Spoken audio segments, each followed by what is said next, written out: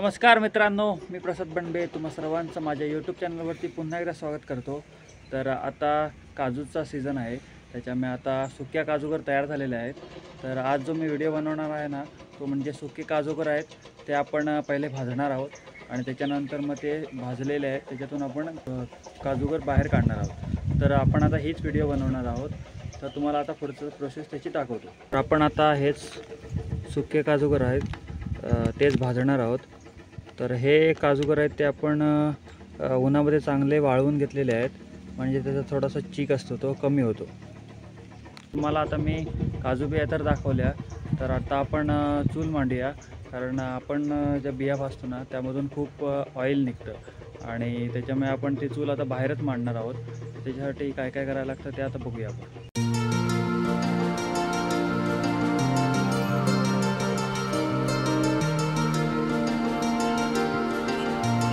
अशी आपली चूल तयार झालेली आहे आणि आपण बिया भाजायला आता हे भांडं यूज करणार आहोत। तर याच्यामध्ये त्या भांड्याला खाली होल पाडलेत। तर चूल पण तयार झालेली आहे आणि आता आपण त्यात विस्तेव पेटवूया आणि बिया भाजायला सुरुवात करूया। तर आता विस्तेव चांगलाच पेटला आहे, तर आपण आता त्यामध्ये बिया टाकूया।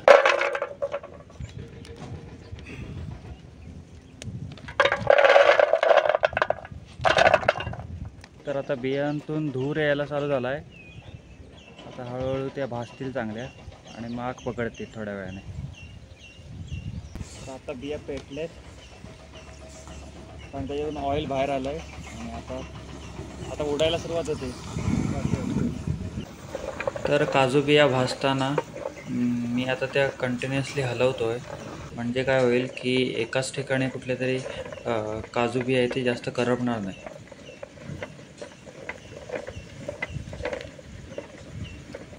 तर आता मी एका काठीच्या साहाय्याने हे भांडं आहे ते उलटं करून घेतो आहे, कारण आपल्या आता बिया आहे ते चांगले भाजले आहेत आणि ह्या ज्या पेटत आहेत ना त्या आपल्या आता भिजवायची गरज आहे।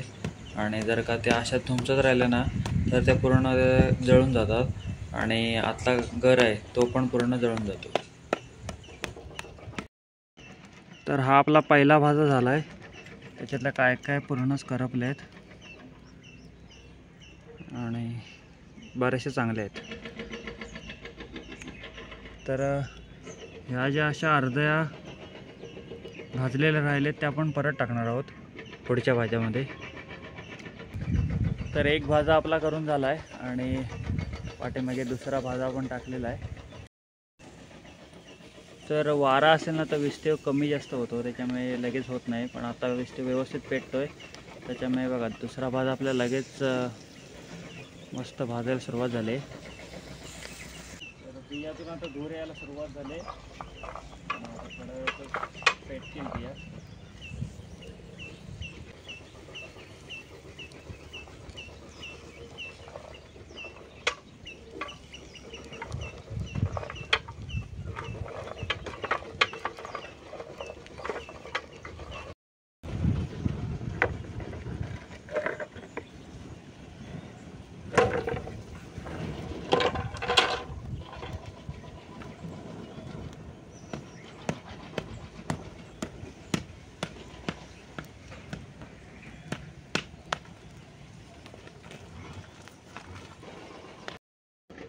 तर आपण या चुलीवरतीच बिया भाजल्या आहेत आणि बिया पण भाजल्या आहेत, त्याच्या किती लांबपर्यंत ते ऑइल आहे ते उडालं आहे ते बघा।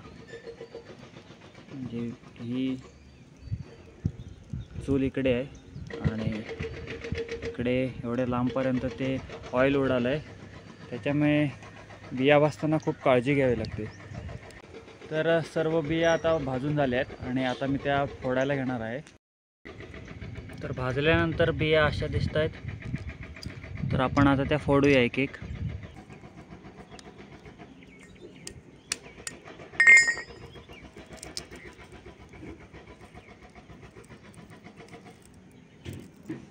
तर ही बिया ती थोडीशी करपले,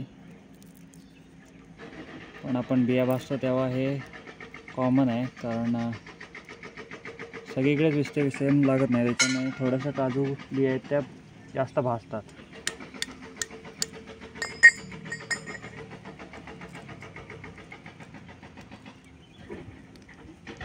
ही मस्त भाजली.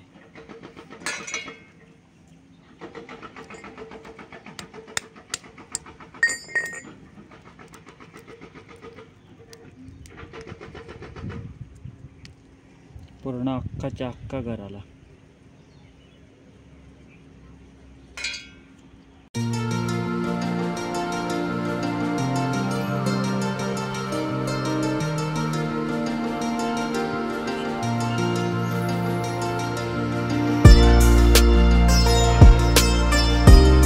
तर एवढ्या बिया मिळाल्यात. बिया फोडेपर्यंत पूर्ण काळू झाला, त्याच्यामुळे मी आता घरी आलो आहे आणि तुम्हाला आता दाखवले पण किती बिया आपल्याला मिळाल्यात त्या. तर चांगल्या बिया मिळाल्या त्यावेळेला आणि जास्त करून त्या अख्ख्याच बिया निघाल्या आहेत, म्हणजे चांगल्या आल्या आहेत. तर हा ब्लॉग तुम्हाला कसा वाटला आणि यामधून तुम्हाला काही इन्फॉर्मेशन मिळाली असेल तर या व्हिडिओला नक्कीच लाईक करा आणि चॅनलवरती नवीन असाल तर चॅनलला सबस्क्राईब पण करा आणि एखादी कमेंटसुद्धा करून टाका. आणि परत भेटू आपण पुढच्या एका नवीन व्हिडिओसोबत. तोपर्यंत काळजी घ्या.